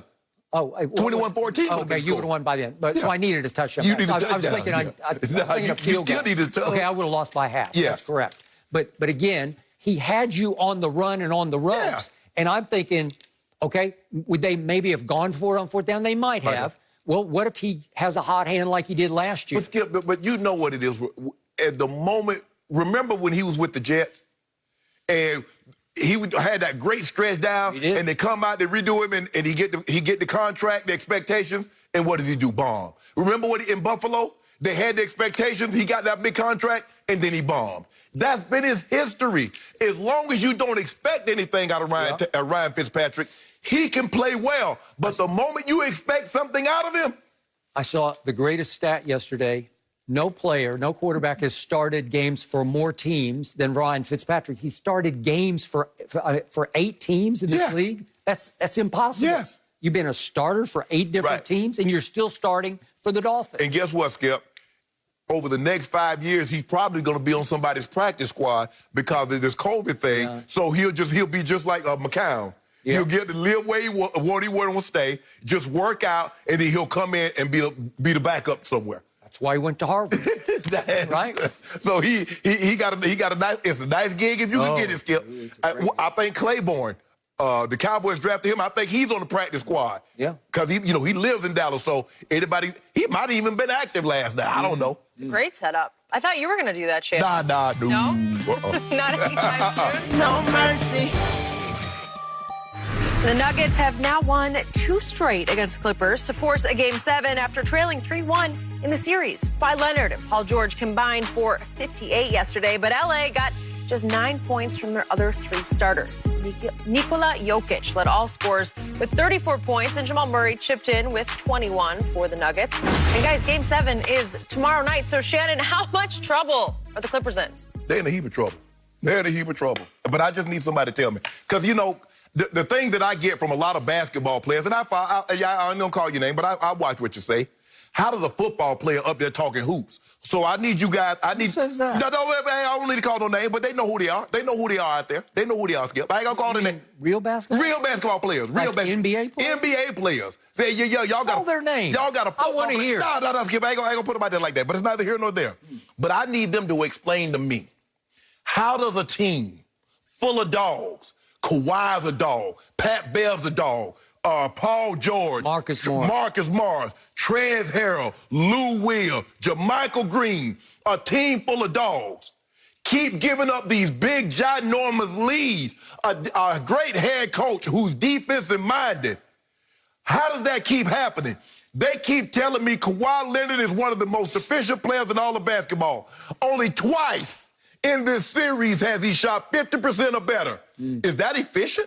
Kawhi Leonard, Skip Bayless told me last week, Kawhi Leonard is the best closer in football. In basketball. I did not say that. You read the stat last week. You said the stat said Kawhi Leonard is the best closer. I didn't read it. We didn't even get to it. You mentioned it. Yeah. I don't believe it. I told you from the start he's not a great closer. I'm trying to figure out. Okay, Game 5, they had a 16-point lead in the second half. In Game 6, they had a 19-point lead in the second half. Game 4 against the Mavs, they blew a 21-point lead. Let that be LeBron James. Now, let me tell you what you did last week. The Lakers blew a big lead, even though they held on and won. You said from the 10:59 mark in the third quarter to the X amount of the fourth quarter, they outscored by the Houston Rockets by this. Yep. It's about the same as this was. Even though the Lakers won, how could that happen to LeBron James? This is why. Kawhi Leonard could never, ever be compared to LeBron James because he never received the scrutiny. He's never received the criticism while only receiving the praise and adulation. Had LeBron James let this happen in back-to-back games, if LeBron James had let this happen 3 games in the last 5, 6, where you blow double 15, 16, 19, 21-point leads and lose, he would have been eviscerated. But, Kawhi playing well. Kawhi doing his thing. They can't do nothing. You know what? They tried to put Kawhi on yoke. Nothing. They tried to put Paul George on him. Nothing. They tried Trez Harrell. Nothing. So I just need to know. I need somebody from the NBA community to explain to me. But I forgot, Skip, they're waiting on the playoffs. It doesn't matter. They're waiting on the playoffs. So once the playoffs get here, they'll flip that thing in the high gear. Oh, let me see. This is what Doc is a lot like Miss Susan Collins in Center for Maine. She's disturbed. She's disappointed. Doc says he didn't like the energy. Let me guess, he didn't like the energy in the second half where they played with. You know, they played with more energy. He thought they moved the ball a little better because it's always an excuse when you lose. But I don't hear anything about that when you win. You don't talk about when you play together, how long you've been playing together when you win. Only when you lose. The Nuggets believe no matter how big a lead that the Clippers get, because they've come back, they can do it again. You got your hands full tomorrow night. You got your hands full. So, I am on record. I will say this up front. I will be surprised if the Clippers beat the Nuggets in Game 7. I will be surprised. I would not be surprised if the Clippers do manage to beat the Nuggets. I will not be surprised if the Clippers eliminate your Lakers. They're built to beat your Lakers. Their mentality is such it can beat your Lakers. But they have been pointing toward your Lakers, looking toward your Lakers now for the first 2 playoff rounds, dangerously so, because they keep overlooking Denver. They don't take them seriously. They say, we're up 16. Would you guys please go away and leave us alone? Put them away. Denver will not leave them alone. You have to go put them away. And you know, and I know what happened in the second half yesterday. It was 64-35 in the second half. Hold on. It's just that's the same scores we talked about, that run that the Rockets had. Hold on. How you give up that many points with Pat Bev fouled out in 18 minutes with 2 points. With Paul George and Kawhi, the two best wing defenders in all of basketball, and you can't stop this? Yep. So let's look at 2 fourth quarters on Friday night and Sunday day. Mm-hmm. Friday night in the fourth quarter, Denver won it 38-25. Mm-hmm. And Jokic was just basically unstoppable. He made all 4 of his shots, both of his 3-point shots. And it seemed like they made every shot they took, but they made 7 of 9 threes, while the Clippers went 3 of 13. Mm-hmm. Well, that's how you get blown out in the fourth quarter. Kawhi and Paul George did next to nothing, although Kawhi was good on Friday night. But then we get to what happened yesterday in the fourth quarter. The score was 34-19 Denver. That's just humiliating and embarrassing. And once again, Denver hit 7 of 9 3-point shots in the fourth quarter. And Jokic just stands back there and just rips them. He shoots these rainbows. It's like he toys with you. It's like, let me see if I can shoot this one even higher than the last one. Let's see if I could touch the rafters with this one. And the thing is, Skip, because he's shooting the ball so high, it has to hit pure net or it's not going in. You shoot the ball that high, Skip, you ain't getting no boot and go down. It's all swishes. All nylon. That's usually what he finds, is all nylon. They now psychologically own the Clippers, especially in the fourth quarter, and Jokic is completely unstoppable, and he's got such swagger to him now. It's like a joke to him. He is the Joker joking with them, because it's like, what do I want to do this time? Do I want to do a little up and under? Do I want to do a little running one-hander? We do whatever. Do I want to get to the free throw line this time? I'll get to the free throw line. But Skip, that's the thing. And Zubac is doing all he can. But Zubac is not. He's a nice, skilled big man offensively. I mean, Skip, he has some nice moves too. But he can't stop Yoke. They don't have anybody. And you remember, they signed Joakim Noah. That was a good acquisition. I thought so. Maybe they should try him. Skip, he's been washed for 5 years. I don't know. Tops. I'd like to see his defensive energy. Skip, he don't have any energy. Skip, stop that. Yeah. But no, I don't want to talk about no Clippers. I want to talk about Kawhi. If Kawhi is what everybody's been saying, he has to do something about this. He must put the kibosh on these runs. Why isn't he doing that? Okay, on Friday night, he scored 13 in the fourth quarter. Is that good? I'd say that's pretty good. Well, what did they give up? Well, they lost 38-25 in the fourth quarter. Well, he was doing his part. Well, who was he guarding? Guess who didn't show up? How about Lou? Sweet Lou with Sour Lou on Friday night. 0 for 3. Skip. In the fourth quarter. Let's be real. Lemon Pepper Lou hadn't been the same since he got back from the city. I agree.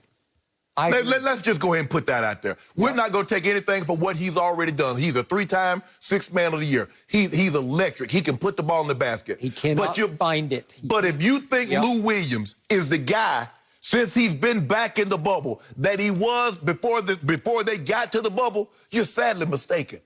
Trez had a game here or there, but he hasn't looked the same. And when they leave him on Jokic, look out. No, he's just too small. He's too small. He's too small. Yeah. And Jokic is too skilled. There's a difference between playing a big that's not skilled, that's not offensive-minded. He do a great job on Steven Adams. He can do a great job on Rudy Gobert. Yep. Because those guys aren't skilled. But you talk about Jokic, you talk about Anthony Davis, you talk about Joel Embiid, guys that can drop step you, got 3-point range, can shoot the mid-range. You can't do anything with them. He's too small. And Jokic has been bothering Trez on the other end because Trez can't seem to get around him or up through him. Because he's a big body. Yep. And then, I don't know what they was thinking. They tried to put Paul George on Jokic. Skip, Paul George. They're desperate, man. But Skip, they can't deal with him. And by the way, when you do stop him, he just dumps it off to somebody for a wide-open 3 or a layup. Yes. And by the way, what's your line about conga line or whatever it is? They gave up conga line on yesterday on both days. Yes. It's like every time I look around, somebody's laying it up. Yeah. What are you guys doing? Murray is like, you know what? Man, let me stop settling. Let me put this ball on the floor and get to the rack. Right, because there's no urgency, there's no energy, there's no commitment to the defensive end, except in the first half when they say, is that enough? Will you guys quit now? No, we won't quit. Denver just did this to Utah. They were down 3-1, and they won 3 straight games. You don't think they feel good about themselves right now? But and who expects Denver to do this? Nobody. Yeah, but everybody keeps telling me, I be listening to them broadcasts, the Clippers' identity is defense. But what good is defense, Skip, if you can't get stops when you need them? If you can't quell runs when teams go on these? What good is that? What good is having a defensive player? Because if people don't, I know a lot of people don't remember this, Skip, but Joakim Noah won Defensive Player of the Year also. Kawhi Leonard has 2 of those. Paul George was in the running last year for Defensive Player of the Year. Pat Bev is on all. So you got 3 guys that's been all NBA defensive. Yeah. And you can't stop these. The runs was 29 and 18 in the second half the last 2 games. With 3 all NBA defensive players on the floor at one time. Yep. So what Pat Bev doing a lot of flailing. It's amazing. All of a sudden, he just running around out there. I thought it was a traffic cop or something, just stopping the traffic because he kept blowing the whistle. Pat Bev filing everybody. Bumping him. Hold on. I didn't hear him talk last night. I didn't hear him talk on Friday. What's that? Thursday. Was that Thursday night? Friday night. Thursday night. Friday. Why wasn't he talking? Well, I hope the Clippers are watching right now. No. But see, that goes to my point. Because that goes to my point, Skip. If they manage to survive Game 7, you're going to be in for it. You know you're making my point. Yep. So in other words, they're front runners. The very thing that you can criticize the Lakers, because don't think I don't see Not the Lakers. No. Don't think I don't see LeBron is the all-time greatest front runner in the history of front running. More so than Clippers? Oh. More so than the Clippers? Oh. More so than the Clippers? LeBron, if he's up 30 in the fourth quarter, I'm playing. What Pat Bev?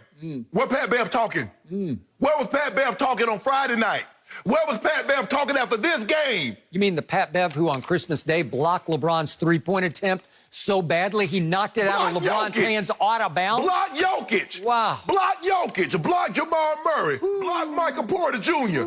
That's what he should be doing now. You know what? The Clippers do have a bunch of dogs on that team, and in the fourth quarter, they've been playing like choking dogs. Yeah. Choking dogs. What good is a dog if he won't bite? What good is that? What good is a dog if he won't bite? Yeah. There's a reason why there are certain types of dogs that you use for certain types of tasks. Yeah, I got it. So I just need to know, what type are they? Are they guard dogs? Are they service dogs? Huh? Are they helping? Because they help the Nuggets get right back into this game. So in other words, they Goldens. They Labs. No, right now the Clippers need my little Maltese Hazel because she will get after you. Yeah. They need them service animals. Yeah. They got the little red vest on. They're nice and neat. They helping the Nuggets get right back in this series. Yeah. Oh, Skip Bayless, I'm telling you, don't let them lose on Tuesday. Don't let Skip Bayless. I'm telling you, take it off. Take it off, Skip. I'm about ready to congratulate LeBron James on winning yet another championship. I want you to do nothing. No. Let's let This is going to be the all-time cakewalk. Ain't nobody telling you no attention. I'm going to be here for a good game. Tomorrow night, Game 7. We all love them. Okay, just Shannon, don't go there. Let the game play out. No mercy. The Cowboys missed on some late opportunities to tie up the game against the Rams last night. Trailing 20-17 with over 11 minutes left, Dallas failed on a 4th and 3 attempt from the 11 instead of electing to kick a field goal. The Cowboys almost brought it close enough for a game-tying field goal attempt, but that was less than a minute left. And there was a 47-yard completion to Michael Gallup. It was called back due to offensive pass interference, and yes, some did not agree with the call. Fox Sports NFL analyst Michael Vick joining us now. Michael, so good to have you. So happy that the NFL is back. And I want to start with you. The biggest reason the Cowboys lost? I just think the Cowboys didn't take advantage of the opportunities that was presented to them. They had drives that they was able to sustain that ended in 3 points. I think the most critical point in the game was when Awuzie got the interception well past midfield. And instead of converting it to 7 points, it was another field goal. And, you know, I look at the Dallas Cowboys offense and what they brought to the table yesterday. And if that's going to be the look of the Dallas Cowboys for the remaining of the season, with Mike McCarthy, you know, as the play caller, you know, Dak at the helm, then I'm going to need a little more from Dak.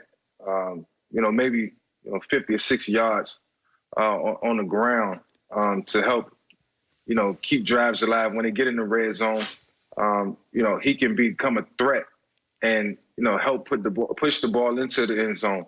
Playing against a team like the, Los Angeles Rams and, as many field goals as they got, you need touchdowns when you're playing against elite players like Aaron Donald and Jalen Ramsey, because for one, it's not going to be easy. You're going to have to exhaust every option that you have. But, I think the biggest reason that they didn't pull the game out is because, Shannon, when you get short fields and, which rarely comes your way, when it does happen, your coaches preach, you got to punch it in. You got to take advantage of that. And, as I watch the game and I'm taking notes, I'm just looking at it like, man, these opportunities were blown. They were supposed to win that game. And I think Zeke ran the ball well. Gallup, what happened in the end, it wasn't ever supposed to come to that. I felt like they had the game in the palm of their hands on numerous occasions and just couldn't close it out. But, as for Dak, I'm going to need a little bit more from him down the stretch and as they move forward, into the strength of their schedule. For me, I agree. But when I look at a game, even if you didn't watch the game, you go look at you pull up the stats. You says, okay, what was time of possession, TOP, and you see the Cowboys only had the ball for like 24. 24, a little over 24 minutes, Skip. I'm like, woo, that's not a whole lot. To 36. To 36. Okay, now I'm going to look at third down. How efficient are you? Because the more you stay on the field, the better your opportunities are sustaining drives, getting the ball into the end zone. They were 3 of 12. 33%, you're not going to win a whole lot of games unless you have a defense that's stifling, that's taking the ball away, you getting pick sixes, you getting scooping scores. I thought Zeke ran the ball extremely well, averaging 4.4 yards a carry. I thought Zeke, Skip, that might have been a game Zeke should have got about 30 carries. You could argue. I'm like, but I felt that if the Cowboys could have ever gotten the lead in the second half, Skip, I was like, man, they might take this thing over because they're a momentum team. And you see when the momentum swung in their favor, Skip, they moved with a certain, you mentioned Mike McCarthy talk about tempo. They started moving with a certain tempo. But they could, as Mike said, they end up kicking field goals. Yep. When you play elite level teams, you kick field goals, you get beat. You do. And your guys, I'm not going to, I like defensive, but Skip, the defense is, the question is, can they consistently generate? They need your $21 million man. There's no way DeMarcus Lawrence. He should have got outplayed by a guy that's been out of the league for 5 years, Skip. Yep. He got outplayed by a guy that's been out of the league for 5 years, who's making $3-4 million, and this man making $21 million. Agreed. Okay, back to Michael Vick's first point. I cannot defend my Dallas Cowboys for what they didn't do in the second half because Dak in the first half went 15 of 18 for 187. That'll work. In the second half, Dak went 10 of 21 for a grand total of 79 yards, and they were 1 of 8 on third down in the second half. It will not work. It's same time next year. It's harking back to all those close losses in which they were 1-7 in one-score games a year ago. But despite all of the above, I got to get this off my chest one more time. Even though they did not deserve to be in this position, my quarterback made one great throw in this game, and it came with 20 seconds left. And Michael Gallup made one great break on the now top-paid cornerback in all of pro football, Jalen Ramsey, and he had a big, long stride on him. They were hand fighting. It was standard, routine, business as usual, hand fighting up the field. Michael Gallup does not extend, does not shove him off. He didn't need to because he already had him beaten. But Jalen Ramsey effectively flopped. He did a great job of selling it like it was whiplash, like he was in a car wreck, and his neck pops back like, oh, he shoved me. And the ref bought it because he sold it, and the ref heaved a yellow flag across the play. I thought he was throwing it at somebody on the other side of the field. He threw it so hard. And it shouldn't have been called. It cost My team, 1st and 10 at the 15-yard line with 17 seconds left. And could they have kicked that field goal to send it to overtime? I think so. No, you probably go for the win. You know how y'all thinking. I know you'd go for it a couple times, but listen, at worst case, it's going to overtime. Then you flip the coin and see what happens. Yes. So they should have gotten to overtime. They were robbed of a shot at overtime. You know it, and I know it. Skip. Michael Vick, help me out here. Was that pass interference or not? Offensive pass interference. It was a great acting job by Jalen Ramsey. Thank you. And they were hip to hip. And you know, it's so tough for a referee now to even make a call offensively or defensively in terms of pass interference. So, you know, you never want to leave it in the hands of the ref. And back to Dak Prescott, that was an amazing throw at a critical point in the game. And I thought Dak played winning football yesterday. It was just something was missing. You know, it was something that just needed to happen where I felt like he could have took control or somebody else could have stepped up big and the game would have never had to come to that point. But, you know, it wasn't pretty in terms of what they brung offensively. It was not. Hopefully, you know, things will get better. Okay, let's go back to the other flashpoint moment. It's 11:29 left in the game, 11:29 of the fourth quarter, and the Cowboys drive it down to 3rd and 6 at the Rams' 14-yard line. And I thought they would go throw, but they tried to trick them with a quick hitter to Zeke up the gut, and the Rams weren't fooled, and he managed to get 3 yards, and all of a sudden it's 4th and 3 at the 11-yard line. Again, 11:46, a lot of time is left, but it was clear to me they had called 2 plays, and they wanted to go bang, bang, and try to get the 6 yards with 2 plays. The second play on 4th down came fairly quickly, even though the Rams were able to sub. And it was a shallow cross to CeeDee Lamb, who's really a beast after the catch. The throw, to me, was a little bit late and slightly behind, and he had to slow to reach down to catch it. If you'd let him a little better, if you give him momentum, I think he could beat the defender to the stakes, to the sticks. But instead, that kid, Jordan Fuller, the rookie out of Ohio State, he was a 6th-round pick, but he was first-team All-Big Ten safety. He breaks like a madman on the ball, like a demon, and just nails CD and gets him low and hard and takes him right down. And that's basically ball game right there. Yeah. Skip, I mentioned that Dallas was 3 of 12. That's 25%. But on the flip side, they allowed the Rams to go 9 of 17. Skip, you let a team go over 50% on 3rd down, you're probably going to lose that game. You're probably going to lose. You let a team go unless you get they turn, they get scoop and score. You getting scoop and scores and pick sixes. I think the timing of the game, Skip, if Gallup does this in the first quarter, we're not having this discussion. I think the timing of when it happened in the game, it brought more attention to it. Because, Skip, you cannot extend. But the thing is, Skip, he didn't have to. I wouldn't have called that in the first quarter, and I wouldn't call that. I'm calling it. I'm calling it. If a guy jumps outside the first, sticks. Go ahead. No, I'm talking about we're talking about the Gallup play. Yeah. Skip, he didn't have to do it. Dak was going to drop it in the bucket. I thought you were a receiver. No, you should defend the receiver. No. But I have to do all that. I have to do all that. I ain't got to push him out. John, just throw it. I got it. Oh, you got it? You don't need to push off. Hold on, first of all, I'm tired of you referring to all these other mundane receivers as me. You do realize I was kind of special.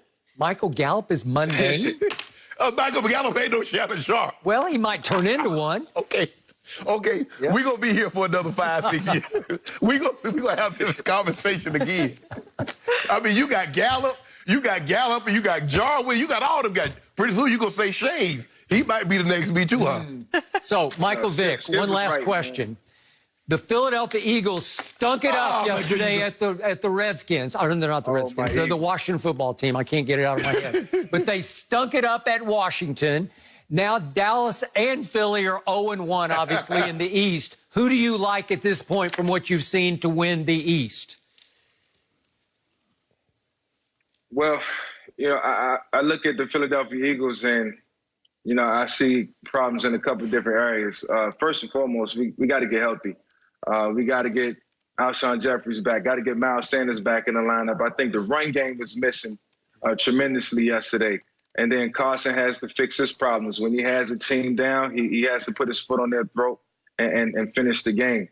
But the Dallas Cowboys, I will say, they look strong. They look good defensively. They look good offensively. And they were playing against a Rams team that's a good football team. So, if I had to say right now, I say the Cowboys have a legitimate shot.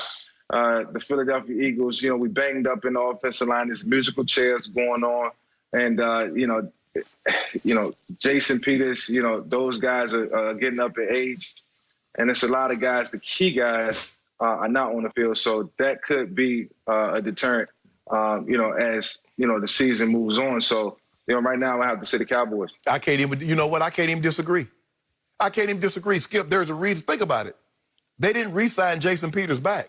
They only brought Jason Peters back because Brooks went down, and that was the player at guard. And then the left tackle goes down. So a guy that you really didn't want back, he's starting for you. Yeah. Now Lane Johnson doesn't play. So now you got... I think he's due back soon. Yeah, but Lane didn't play yesterday, so you had a replacement for him. Yep. You had a replacement at right guard, and you got a replacement at the tackle spot. So you got three guys that you really wasn't thinking was going to be in there playing for you. Okay. That's actually in there playing for you. But I blame this on Dougie P. You got to stop running scat protection if you can't hold up with just 5 blockers. Yes. Yep. You better leave a tight end and a back end and stop releasing everybody. And the Eagles have to deal with the Rams next weekend, and we saw what the Rams did. Aaron Donald against the Cowboys. He might have 8 sacks by himself. Honestly, he was on another level yesterday. No mercy. Cam Newton and the Patriots got their season kicked off with a win over the Dolphins yesterday. Cam only had 155 passing yards with no touchdowns through the air, but the former MVP did find the end zone twice on the ground and also racked up 75 yards rushing as the Patriots would finish with the 21-11 win. Michael Vick still with us. So, Mike, can Cam keep this up?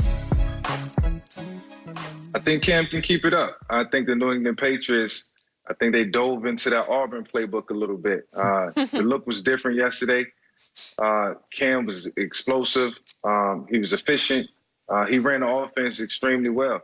I will say this, it was a good start, and they can continue to build from what, happened yesterday, but the schedule's not going to get any easier. I think upcoming, they got the Seahawks, the Raiders, and the Chiefs, so that'll be the big test. But if they can continue to just stay on course and not deviate from what they did yesterday, just build from it, then I think Cam will continue to have success. Obviously, the rest of the team has to, follow suit. I think defensively, they're going to continue to be competitive, and as long as they got Stephon Gilmore on the edge, they'll get short fields.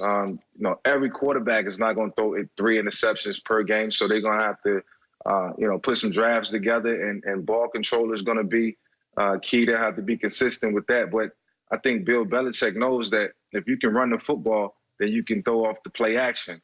And if you can run the football, then you can keep the other team off the field. And that's what Cam brings. So, I think yesterday was a good step. I think they have to continue to just find ways to, outmaneuver the defense and outplay the opposition. But the pedigree is there. Cam looked excited. He was all into the game, and he brought that energy. So, every sense of motivation that he showed us, or everything that he blogged, or everything that he showed on Instagram throughout the offseason was on display yesterday, and it was exciting to see Cam get the 1-0. The question is, can he keep it up? Cam is not going to run 15 times every game. No, he can't keep that up. Cam Newton, a quarterback, is not going to carry the ball 240 times. So, in other words, what they're going to have to do, they're going to have to start to build this offense. Yesterday, it called for them to run the ball 42 times because the Miami Dolphins could not stop the run. And that's what Coach Belichick has always been a chameleon.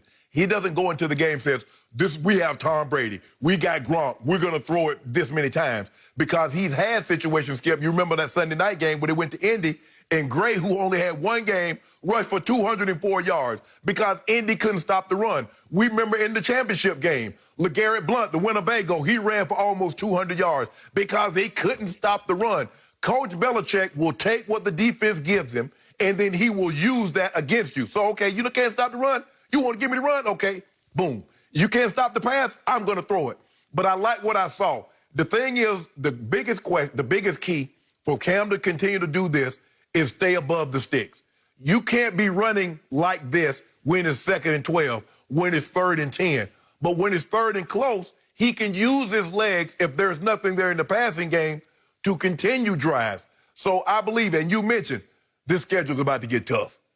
We're about to see just how good a team this is. Because Seattle, I don't know if anybody watched. I know they played Atlanta. You didn't want to see.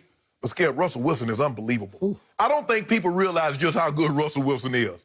He can make every single throw, and then he gonna get and he frustrates you because he scrambles, he runs for 40 yards, and then you about to tee off on him, and then he slides down. He makes everybody so upset. But I like what I saw from Cam.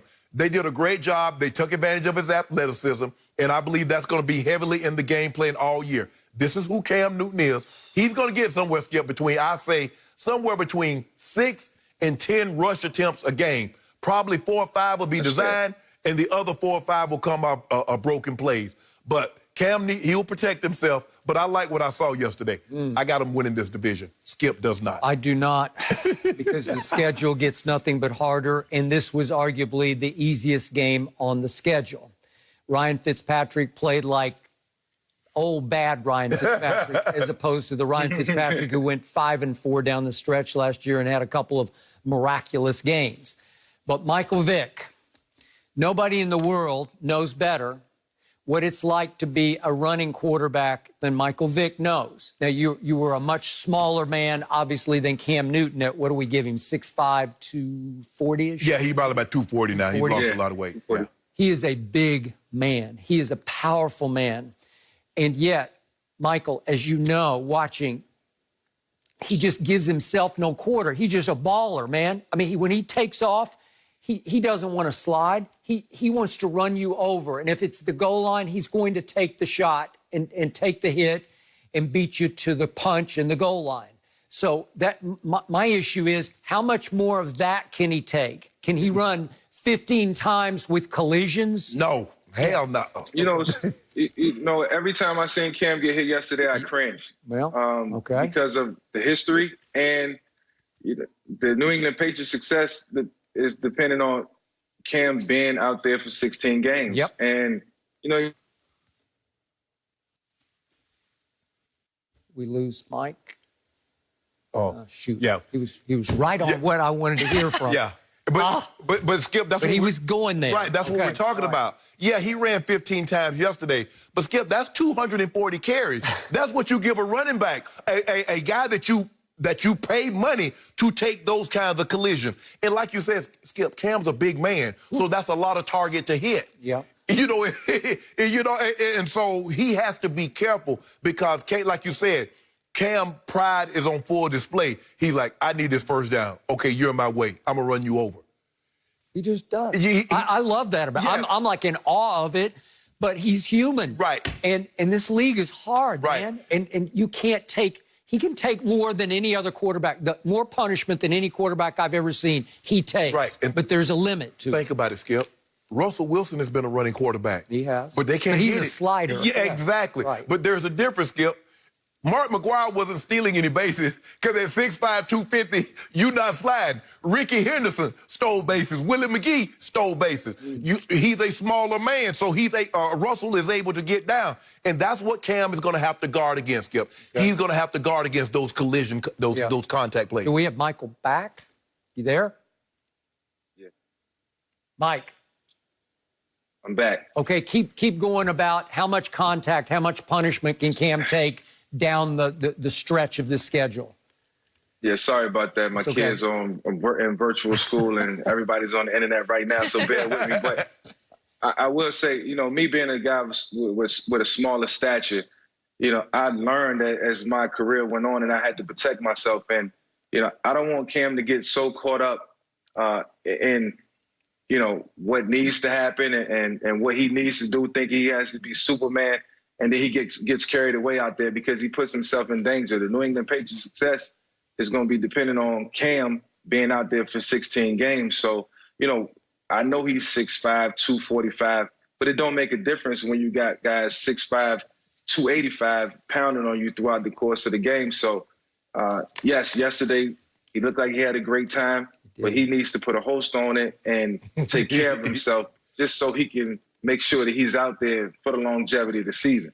Yeah, and for those who haven't looked down the Patriots schedule, as we just talked about, you go at Seattle, Raiders, who looked pretty good yesterday. And then Patriots go to Kansas City, and I'm going to skip on down. San Francisco at Buffalo, Baltimore at Texans, Arizona, both LA teams back-to-back on the road, and then at Dolphins in December, which is always hard. So it just doesn't get any easier. So it's a lot of punishment down the road waiting to happen if you run 15, 16, 17 times. Nah, you're not taking. He can't take that kind of punishment. There's a reason why, Skip, they put the rules in to protect the quarterback, because they didn't want the quarterback taking that kind of punishment. Now, that's when you're throwing the ball. Once you tuck that ball up under your arm, you are a running back, and they're going to treat you as such. So they're going to try and split your dome when you run that football. Yep. They're like, okay, he don't care about you running. We don't either. Okay. But for I think one more day, passing plays. I think more pass game. It was good to get that one out of the way. Yeah. It was important for Cam, for his confidence, considering the talk before the season started. No mercy. Tom Brady's Buccaneers debut didn't go as well as the 43-year-old QB would have liked. Brady had 2 touchdowns and nearly 250 passing yards, but he also had a pair of costly interceptions that included a pick 6 in the third quarter. Tampa would end up losing 34-23. Michael, should the Bucs be encouraged or discouraged by what they saw from Tom Brady? I got mixed emotions on this one. Definitely mixed emotions. But I'll say just stay encouraged, because that's probably the toughest it's going to get. That New Orleans Saints team is a good football team. They have chemistry. They've been together for a while. They are playing with their backs against the walls because the last couple of years haven't gone right for them. So, of course, they wanted to stick it to the Tampa Bay Buccaneers in week 1 in their house. But Tom didn't look so hot yesterday. He didn't look comfortable. And at the age of 43, I don't expect the onus to be on Tom for him to go out and have to do everything. Some guys didn't show up. Mike Evans didn't show up, even though he was dealing with a hamstring injury. Grump, the run game wasn't present. And then the offensive line play was erratic. So, he got 6 days to fix this. And, the schedule, it's in the Bucs' favor. So, they got some winnable games. But it was concerning yesterday to see Tom throw that pick 6, because, as great as Tom is, and he's the GOAT, when you throw a pick 6, it's deflating. And he's human. So that's something as a quarterback you're going to think about on your next 10 to 15 pass attempts, because you don't want that to happen. So, they got a week to fix the problem or the problem that occurred yesterday. And I think it all stems from the offensive line. So they got to pay a lot of attention to detail this week and find a way to make sure that the offense runs smoothly next week. And hopefully they can pull out a win. I agree with you, Mike. I'm going back and forth with this because I really don't know what Tampa wants to be. I know what they need to be. They need to be able to run the football and let Tom play action off of that. But also, if you're not going to let Tom push the ball down the field, he's really not of benefit to you, because what they do really well is Godwin and Mike Evans can get down the field in a hurry. And they need Tom to put the ball up. So, but I don't think their offensive line is good enough to ask Tom Brady to throw the ball 40, 45 times a game, subject him to 8, 10 hits a game, and then ask him to also still go out there and practice and throw the ball, because it's not like New England, where he had 20 years in the system. He had been throwing to most of those guys, with the exception of last year, for extended periods of time. No OTAs, no mini camp. Training camp was really diluted because, Skip, there's really no team training camp. There's really not doing anything. So now you're basically just going out there. So this is really the first preseason game. This is really what this should have been treated as. But they count. So my question is, what are they going to be? Are they going to try to run Leonard Fournette and as Skip call it, Ro Jones? Are they going to let Ro... That's what they call it. Ro Jones. Yeah. Are they going to be a team that run the ball 25, 35 times a game and ask Tom Brady to throw it 25, 30 times a game? or is he going to be in that 40%, that 40 throws a game? Because you're going to ask Tom Brady to take hits. And that's concerning because I like their defense. I think their defense is good, going to be good. Todd Bowles is going to heat you up. He gets you behind the sticks, he's bringing pressure. FYI, teams that you're playing Tampa, you get behind the sticks, he's coming to get you. But I don't know, Skip. There's some throws. If I'm a D coordinator and I'm facing the Bucs, I'm playing for verts and quicks.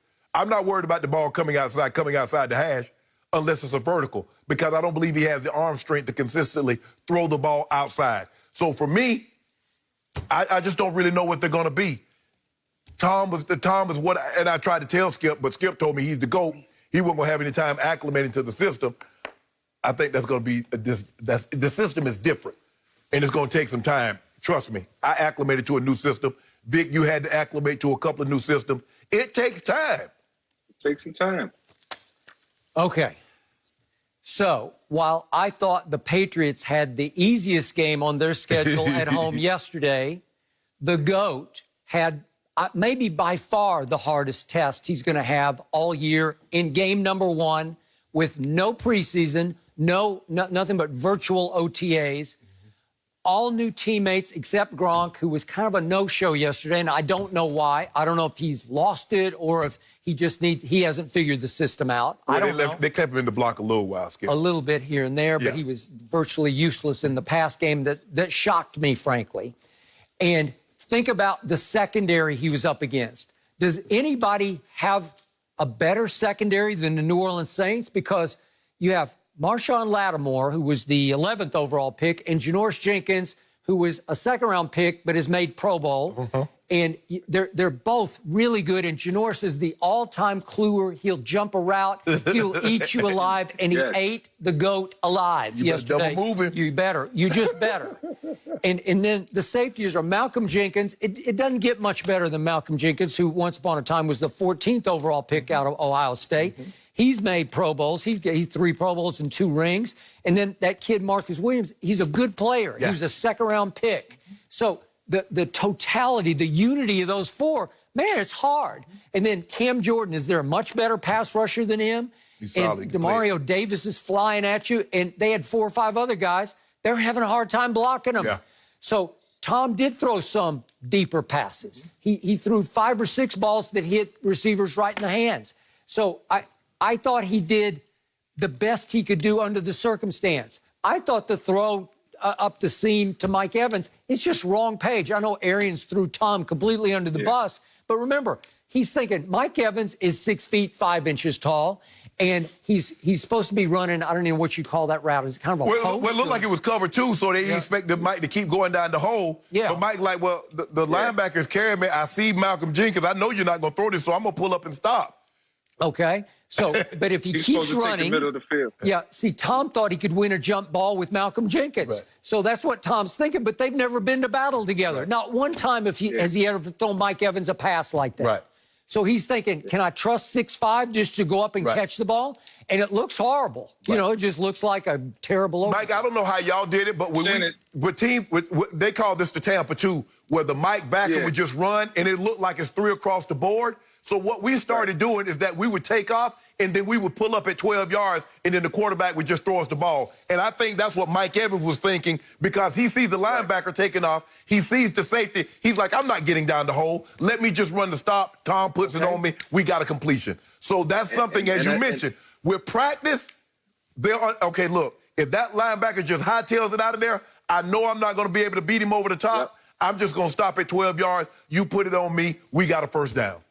Yeah, and the safety was kind of settling. He wasn't on the hash like in a 2 cover 2. So I think, you know, and to 2 points that you made, Shannon, real quick. We talk about preseason.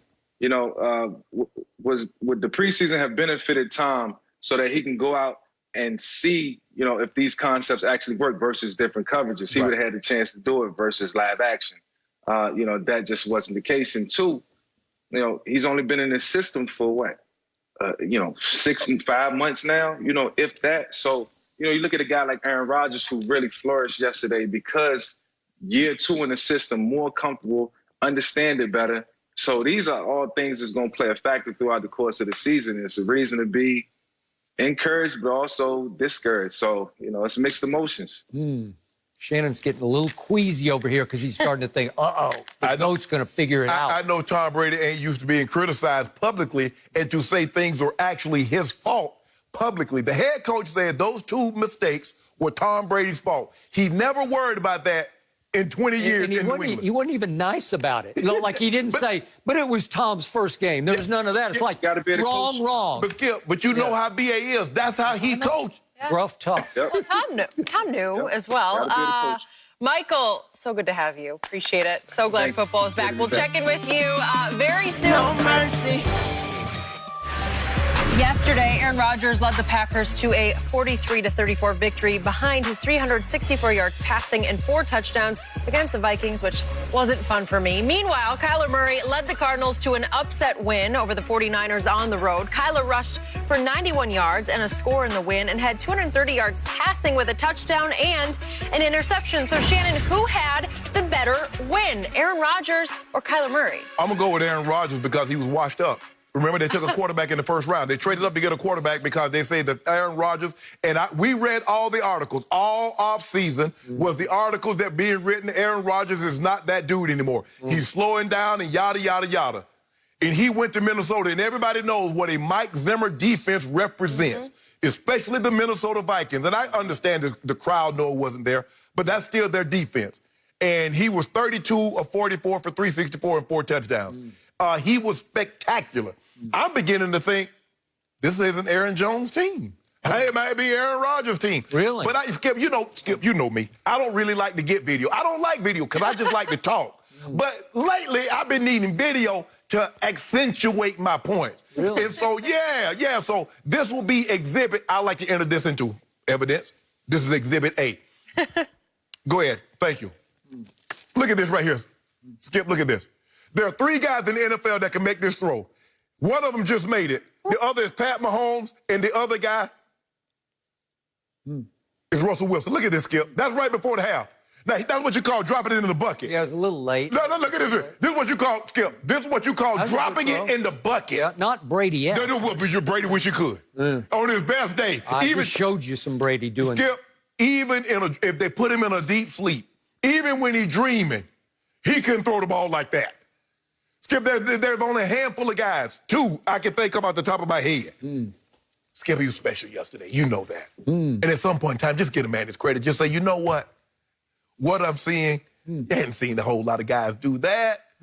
He's the greatest story I've ever seen. Now, there's one that's about 24 years old that's coming down the pipeline. Yeah. He might make me like, well, dang. I remember when Aaron Rodgers was the greatest thrower, but this kid here, Skip, not to diminish him, but Devontae Adams had 17 targets, had 14 catches.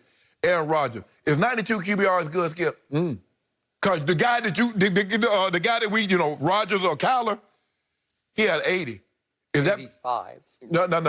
I don't know. You're using the wrong QBR. Actually, no. I don't know what you're using, but my stat, 80. 85. 80. No, Skip. Right here. No. 85. No, you want to use all these other, no. No, I'm using the whatever QBR it is that we always use. No. You're using the wrong one. No, you using what? It's 90 to 85. But plus, Kyler Murray, people say Kyler Murray was going to be the MVP. My guy was supposedly be washed up. He was a thing of the past. Yep. So I'm taking Aaron Rodgers in this situation because he was spectacular. He was spectacular, but, I start harking back to openers past for Aaron Rodgers, and last year against Chicago is a little more of a defensive game, but Aaron made some big throws that helped win the game, and I thought, well, here he goes. He's back. Here we come. And he winds up in QBR for the year, finishing 18th in completion percentage, 21st. This game. 21st. That was after a big opening win at Chicago. Okay, we don't know what Kyler's going to do after his big opener. So wait a second. And then 2018, Aaron Rodgers had a huge opener. Do you remember opening was at Monday night when he hurt his knee against the Bears? Remember at Lambeau, and he came back and they won the fourth quarter 21-3, and he hit Randall Cobb for 75 yards in the winner. And I thought, here he goes. And there he went. Skip, the man was hurt. You said he hurt his knee? And he wasn't very good the rest of the year. He finished 16th in QBR and 26th in completion percentage. 2017, he had a big, huge opening salvo against Russell Wilson. He beat him at Lambeau, threw for 318 yards. And I'm thinking, well, here he comes, and there he went. Skip. I don't know. Skip. The question was, who had the most impressive season opening win? Not what they did in 18, 15, 16. Okay, well, I'm just telling you, I'm not going to put that much stock in it because I need to see next, and next. But that wasn't the question. Okay, back to what happened yesterday. Yes, thank you. By far, the biggest win in the National Football League yesterday belonged to the little big man who plays quarterback for the Arizona Cardinals. Show me a better win than going to the defending NFC champ on its home turf and hanging in and then taking over the fourth quarter with your arm and your legs. This little man can fly. He's got quickness and downfield speed and arm and legs in the fourth quarter. He just took it over. And he's got a new toy, and this toy can really catch. Did you see what that D-Hop had yesterday? I saw the D-Hop. Yeah, he had 150 yards. I'm sure the Texans saw that also. Thank you very much. So the reason I picked the Arizona Cardinals to be a wild card team is they played the 49ers to the wire both games last year, and they went to Russell Wilson last year and beat him straight up, head-to-head, and nuked them in their home stadium at Seattle. Whoa, This little man can play. But I'm trying to figure out. So, but he beat Jimmy Garoppolo. Mm-hmm. You have, like you tell had me, a 35 QBR. yeah. So you have little to no respect for Jimmy G. Nope. But did they not just bum rush Aaron Rodgers in the NFC Championship game? Whoa. Same stadium. Whoa, hold on. Aaron Rodgers got run off the field in the championship game. Same place. Skip. The question was season opening. Yep. You have little to no respect for Jimmy G. So anybody that does anything good against him, remember, because that's what you did to Mahomes. Remember in the Super Bowl, you say you're going to disqualify that because he was going against Jimmy Garoppolo, who had 3 completions in the fourth quarter. So you're going to disqualify that. So anybody that plays against Jimmy G should be disqualified, right? Kittle, Mostert. Kittle got hurt. Bosa on defense. Hold on. Kittle's got hurt. He did. So Minnesota got nobody. Nobody's on Minnesota team. Ain't nobody any good. He's owned them his whole career. You know it, and I know. He just has. The Packers take one look at that purple, and they go, we got this. Yeah. And here we go again. Aaron Rodgers. He never left. I called this before it ever happened. I told you when Kyler Murray was at the University of Oklahoma, he is going to be really, really good. And now he's got a shot. He's going to be right in the MVP race the whole year. Okay, I want you to own that Baker Mayfield, too. Because you said he was going to be really, really good. I did. How he looking? Yeah. Well, he had a great run to start his... No.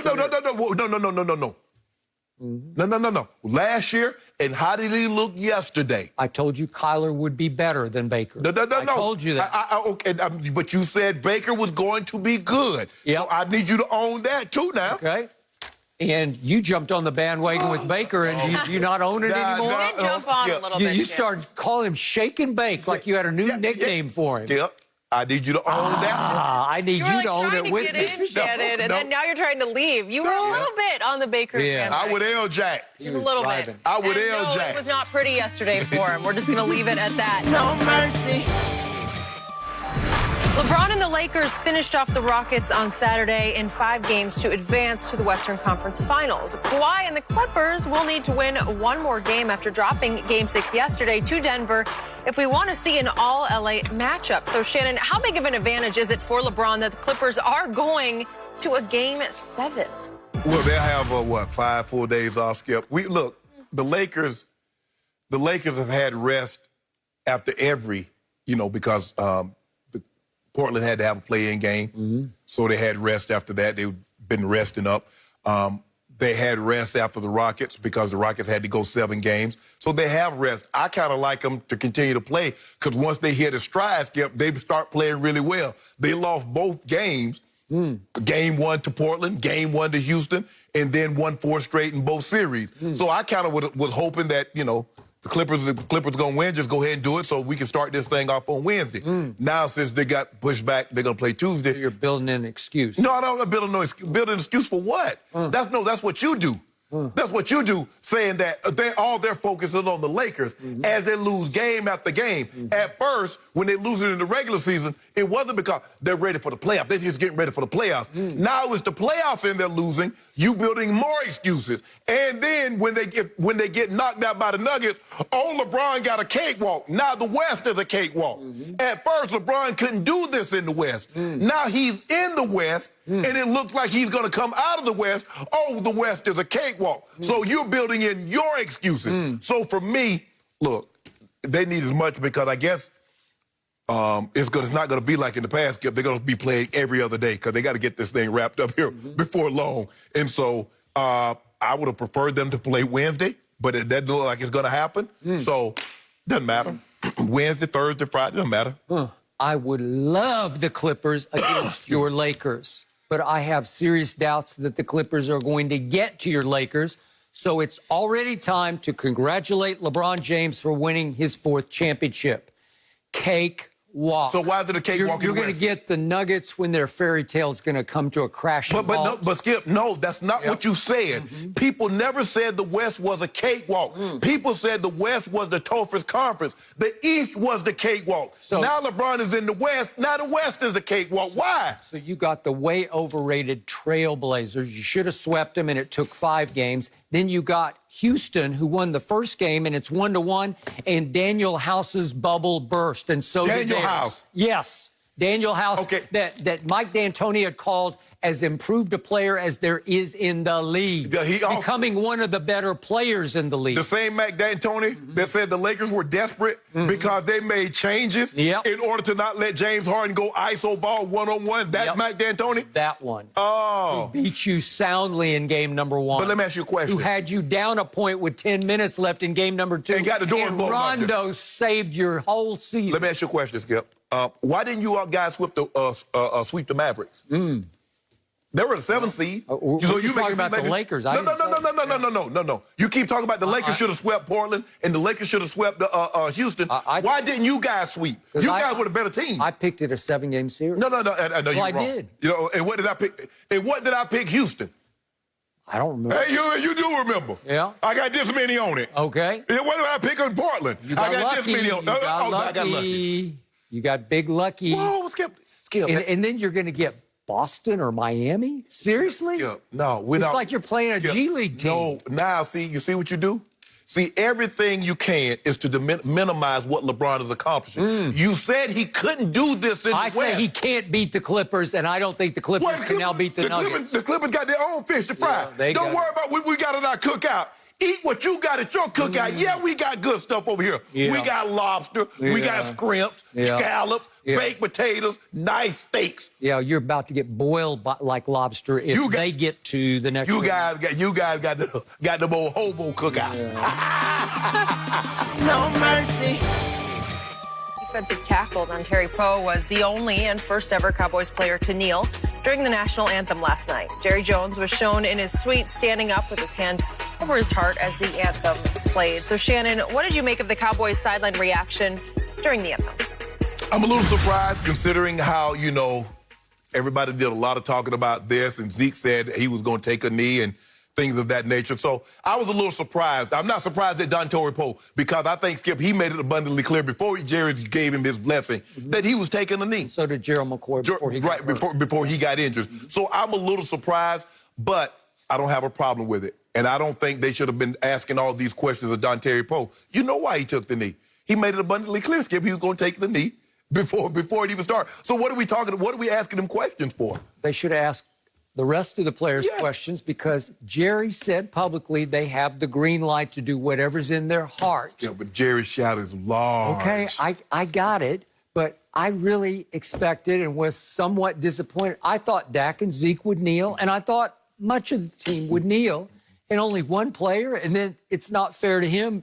He gets put on the hot seat after the game. That's wrong. Right, exactly. And then Jerry's up in the box, and he's got that little grin on his face, kind of looking down with only like 2 fingers on his heart. I don't know what he was doing, but he comes off looking kind of weird again. Like, what are you doing? I think the thing he's looking down at, like, you see, only one of them, but they know what time it is. Because I'm sure Jerry says, guys, you can do what's in your heart. Yeah. But, you know, this really means a lot to a lot of people if we stand and it becomes a divisive issue. Because Baker, I read what Baker said. Baker says, I got the memo, got the letters, and people said it's a divisive issue. Well, Baker was going to kneel for all the wrong reasons. Because it was the pressure from his players and the black players that was going to force him to kneel. Okay. And then he got pressure from the other side that forced him to stand up. Like internet pressure. Right. So he should have came to a decision what he was going to do all on his own volition. Okay. Had he done that, whatever he decided, I could have lived with. Okay. But I think he let the pressure from both sides get to it. And then about 6 teams just said, we don't want any of it. We'll just stay in the locker room. We'll just stay in. Which is fine with me. That's what they believe in. Yes. So I don't know if Dom Terry Poe is going to continue this, Skip. I don't know what the Cowboys are going to do. But I think in a couple of weeks, Skip, it'll be a moot point, and we'll just go. We won't even be talking about it. It was an opening night statement that didn't get made. I agree. I agree. Well, you know what? We finally agreed on something. That's the first thing all day. Well, I got a lot of cases to do today. Cowboys, Bucs. We hit everything. Shannon, enjoy it while you can. That is it for Undisputed. We're back same time tomorrow morning, 9:30 a.m. Eastern. Have a good one, guys.